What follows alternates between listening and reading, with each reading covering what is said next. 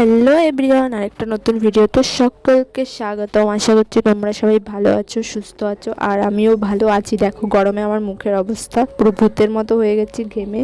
তো আজকে রবিবার, ছুটির দিন, আর আমার এই দিনটা ছাড়া আর ফাঁকা হয় না, তাই মায়ের সঙ্গে একটু বেরিয়েছিলাম। তাই আর প্রথমে গেলাম ডাক্তারের কাছে, মাকে একটু ডাক্তার দেখানোর ছিল আর আমিও একটু দেখিয়েছিলাম। দেন তারপর আমরা চলে আসি কাঁসা পিতলের দোকানে, সেখান থেকে একটা জিনিস কিনে চলে আসি দর্জির দোকানে। তো ওখানে আমার জামা বানাতে দেওয়া ছিল, আগের দিন দিয়ে গেছিলাম, সেটাই নেবার ছিল।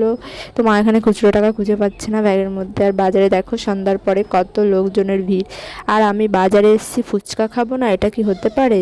এখান থেকে খেয়েছি, মানে কেমন ভালো ছিল না, বেশি নুন ছিল ফুচকাটায়, তাই 10 টাকার খেয়েছিলাম, খেয়ে অন্যদিকে চলে যাচ্ছিলাম। আরও কিছু জিনিসপত্র কেনাকাটি করার ছিল, কারণ আজকের দিন বেরিয়েছি, ভাবলাম যা যা দরকার প্রয়োজনীয় জিনিস কিনেই নিয়ে যাই একবারে।